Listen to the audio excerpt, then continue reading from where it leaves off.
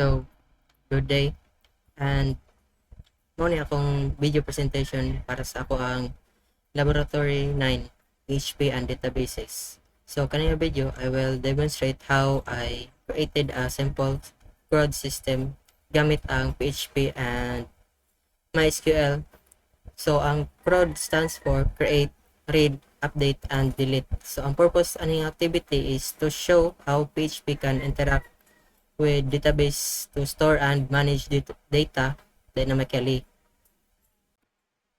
So first, nag-set up ta sa to ang database. So ayog kalimot na i-on imong Apache o MySQL diri sa SAM control panel. So pag mag-run na siya, ibig sabihin nag-run na siya. So atong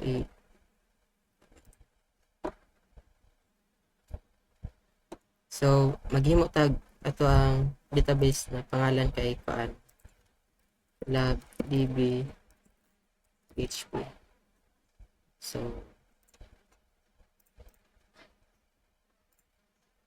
create,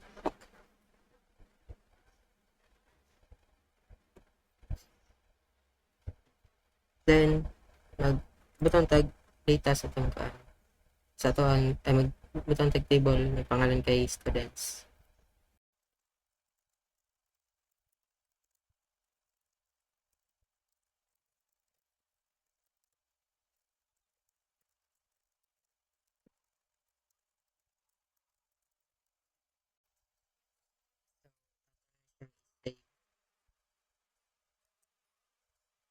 So na-create na ni siya. Ay, go die. So na-create na siya nga table. So ato i-check.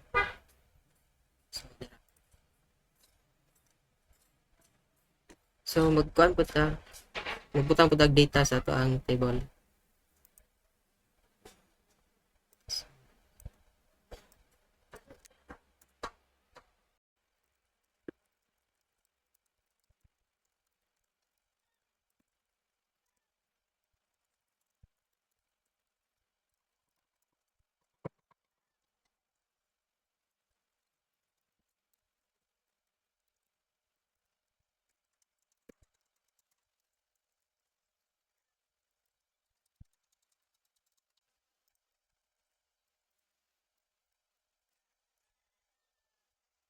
So ito na siyang save. Ay, go die. So atong check. So sulod ani nga database nag-contain siya og ID, full name, course, o year label. So ang ID mao na siya ang primary key o auto increment. Mao nga unique ang kada students record. Nag-insert og sample nga data para sa testing. So ang purpose ani is kaning database nag-act na siya as a storage where tanan information sa students is diri agi save or diri agi retrieve. So next mag-create ta og file nga pangalan kay connection.php. So ayaw kalimot na imo ang file dapat diri sulod sa htdocs. So mag-create ta, for example lab 9. So diri tanan pambutang na tong file sa atong activity karon. So open na tong base.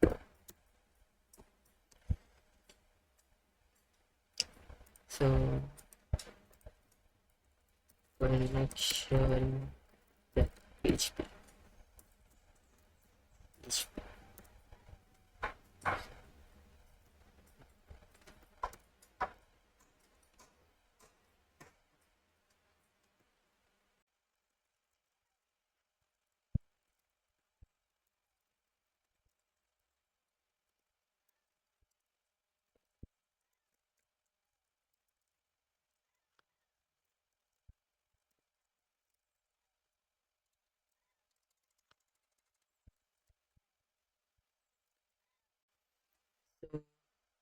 Kani nga file mo na siya ang responsible for connecting PHP padong ay to the MySQL database. So nag-contain siya og host, user, password o database.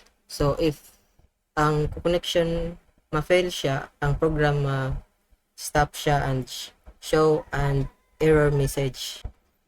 Ang purpose ani is to allow ang tanan PHP pages to reuse the same database connection instead na mag-repeat ta og code.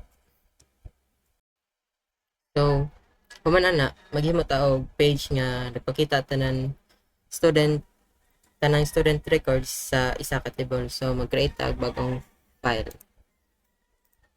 So, read students.php. So, dito pa na ito ibutang itong file sulod sa lab 9.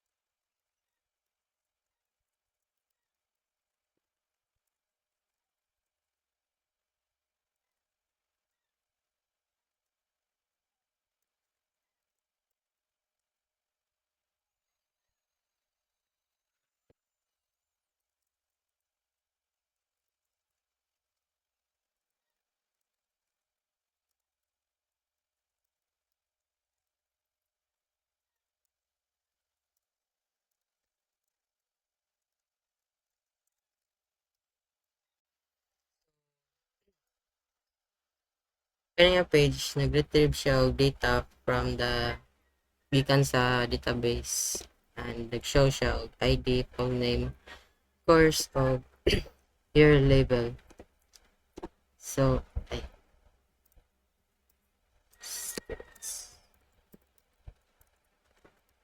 so ato siya i-run. So, pag-run, kaya ato na siya and local host lab 9. So, mo ni no read student.php. So, naran kita ni ID, full name, course, year label og actions. So, each row nag-include siya og edit og delete na links. So, this part nag-demonstrate siya how PHP can fetch and display data from the database. Sunod, maghimo ta og form para magpadugang og bagong students. So, maghimo tag file. So, mag-open tag VS Code. So, add student.html.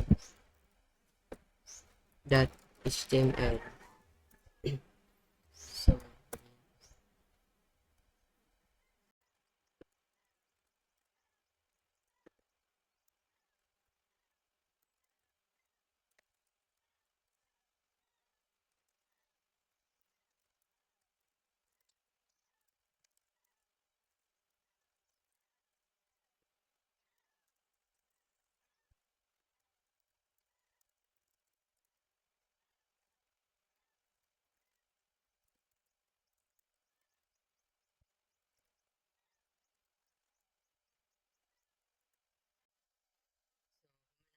muna po tag para ma-insert siya sa database kaning add student.html.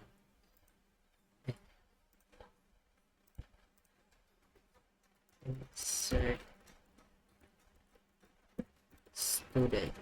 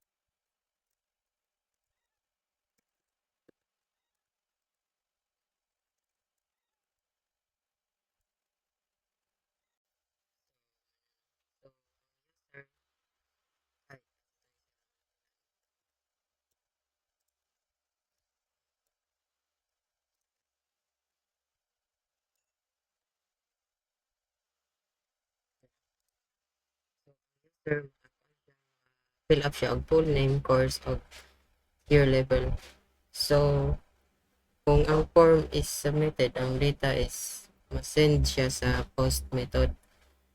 Before siya ma-save, ang system i-check niya if ang fields are kuan na butangan na ba kuan text or numeric. So ang purpose na is makadungag og bagong student record sa database nga walay error sa atong testingan. For example,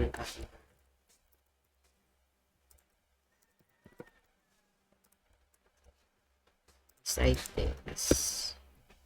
So na-add na siya natatanawan. So na-add siya. So ato gud tanawon sa kuan database. So na-add siya. So next is kuan mag-edit ta og so editing student record. So maghimo ko tag bagong file.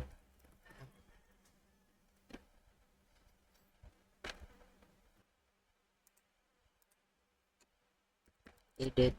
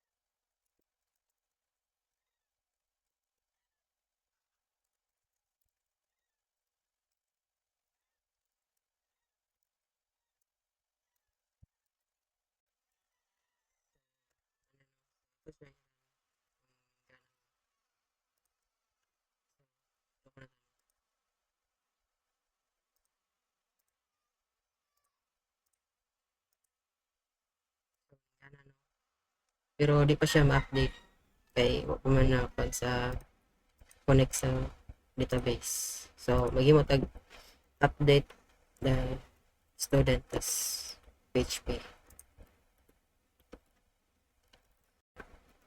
So maghimo na tag file.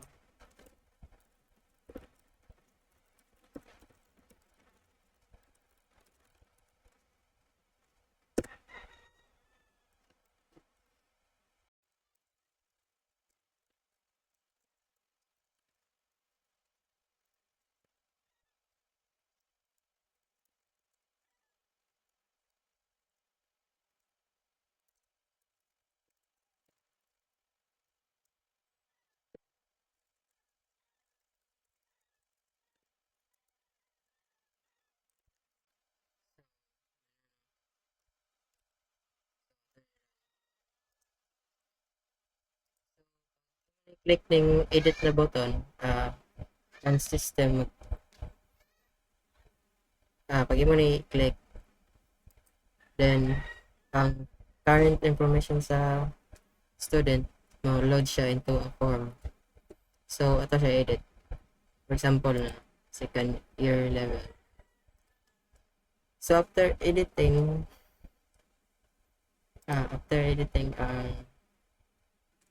the updated data is ma-save siya back sa database. Then nag-add po kong validation para to make sure na walay field is empty. So ang purpose ani, this allows existing students information to be updated without creating duplicated record. So much ano. So atong tanaw na nakuan ba siya. Si Kanyar man to no.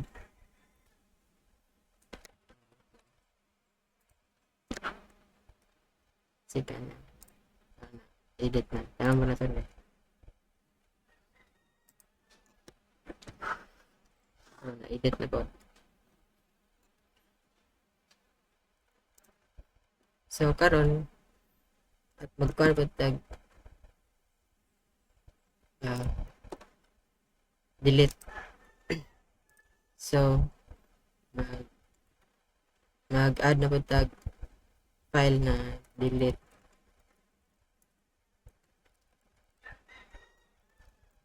student PHP.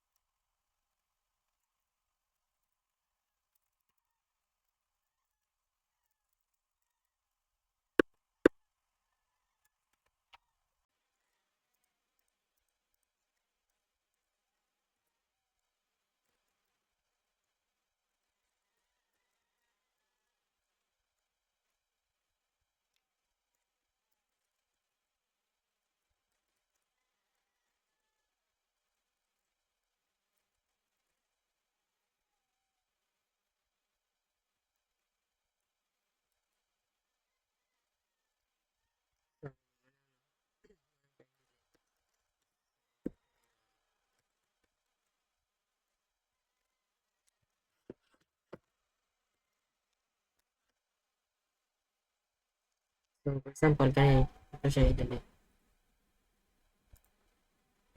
So successful deletion. So as you can see na nawala tong si Mard. So ang delete button, ma-remove niya ang student record sa database na confirmation message appear before deletion to para ma-prevent ang mistake. So ang purpose na is ma-allow niya ang system to remove mga unnecessary na mga record or mga incorrect na mga record. So naggamit pud ko og basic validation such as pag-check kung walay bakante nga field, pag-check nga number ang year level walay text. Siguro pud nako nga sakto ang pag-handle sa form submissions aron malikayan ang mga error para mahimong reliable and stable ang system. And finally atong i-combine tanan features into one page. So maghimo tag file na pangalan kay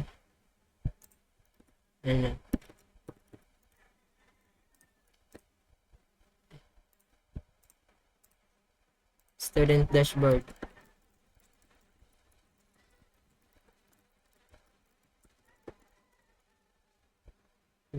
.php.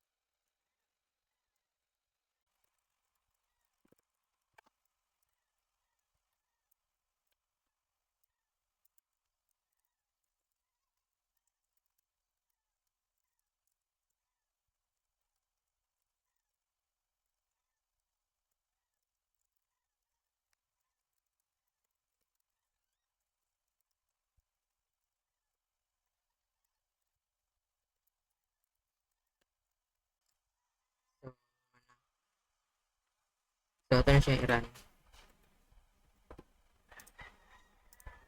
So, ano student dashboard. So, nag-include siya of list sa student, total nila, total student count, search functionality, nag-contain po siya add, edit, o delete na options. So, ang purpose nila is to, kanina page, nag-serve siya as a complete mini CRUD information system. So, kanina laboratories activity, nakatabang sa to understand how PHP interacts with MySQL to perform the CRUD operation. And, ni-improve po akong skills in database handling, form processing, o error handling. So, that's it. Thank you for watching.